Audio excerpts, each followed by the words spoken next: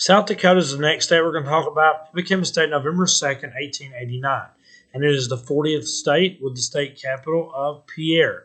Pierre, South Dakota is the state capital. The nickname is the Mount Rushmore State for obvious reasons, and the current governor is Kristi Noem. It's known for the Black Hills, which is home to a lot of native tribes. The Black Hill Mountains are.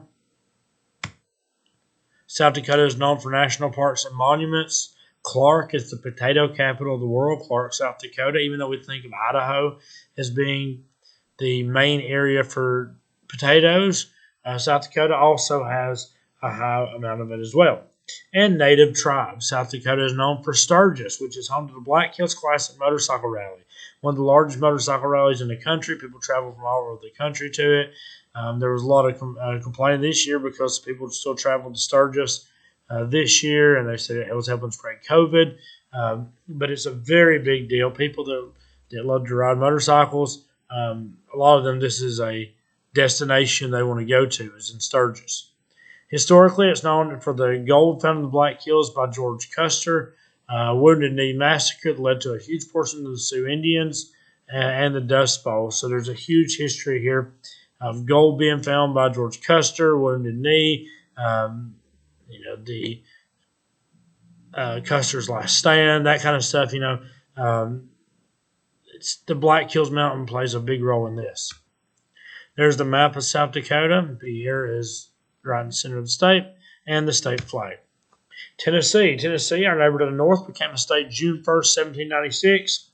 It's the 16th state. The capital is Nashville.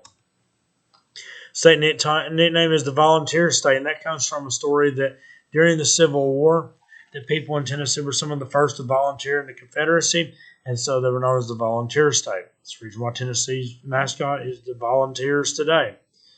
The current governor is Bill Lee, and Tennessee is known for volunteers for the Civil War, as I just mentioned.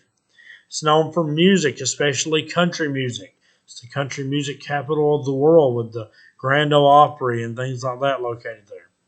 The Smoky Mountains, which is a lot of the area, and it goes on over into North Carolina, but areas of Gatlinburg, Pigeon Forge, places like that are going to be the Smoky Mountains. And, of course, it's known for its tourism and a rich Civil War history. Tennessee is also home to many sports teams, both pro and college. It's historically known for Civil War battles, being the birthplace of country music, and for the Tennessee Valley Authority. This is the state map of Tennessee, and there's the state flag. And that's just the state's homework that is on Google Classroom and in the packets. Pick 5 of the states we mentioned so far, write a half a page on them. Texas, which is the last state we'll talk about in this video, became a state December 29, 1845, making it the 28th state with the state capital of Austin. The nickname of Texas is the Lone Star State, and the current governor is Greg Abbott. They're known for wanting things big. It's kind of become a cliche and a tourist thing. A lot of times they'll advertise the biggest steak in the country, or the biggest state fairs and things like that. It's just known for liking things to be big because it's a big state. It's known for cattle, sports teams, and a rich history connected with Mexico. It's also known for Six Flags over Texas, because there have been 6 flags that have flown over Texas over the course of its life in terms of the different countries that it's been part of, as well as the Republic of Texas, which was formed also. It's also known that if Texas was a country, it would be the 10th largest economy in the world. And that's crazy to think just Texas alone would be the 10th largest economy in the world. It's historically not been a part of Mexico, oil production, and being the site of John F. Kennedy's assassination. And so these are all things that Texas is known for. Its history with Mexico, the oil production, and the site of John F. Kennedy's assassination. Just a few pictures from, again, me and my family's travels. We went to Austin a couple of years ago. This is at the stockyards there. just a picture that we took. This was one of the cool things about going to Texas for me, was going to Waco, to the Mount Carmel Center. This is where David Koresh had the Branch Davidians in Texas. This was the site of the Waco massacre, the Waco,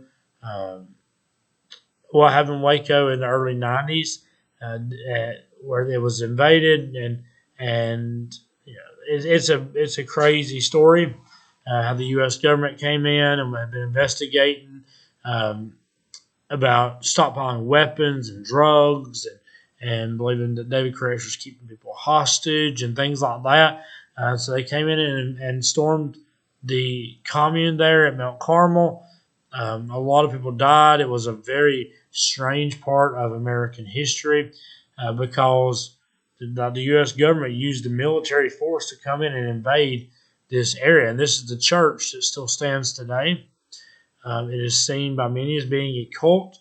It's also seen as being just a religious organization, depending on how the way you look at it. This is the swimming pool that was at Mount Carmel, and you kind of see that it still remains one of the only things. There's also a school bus that's buried underground that was used kind of like an underground bunker that a lot of people hid in during the siege of Waco.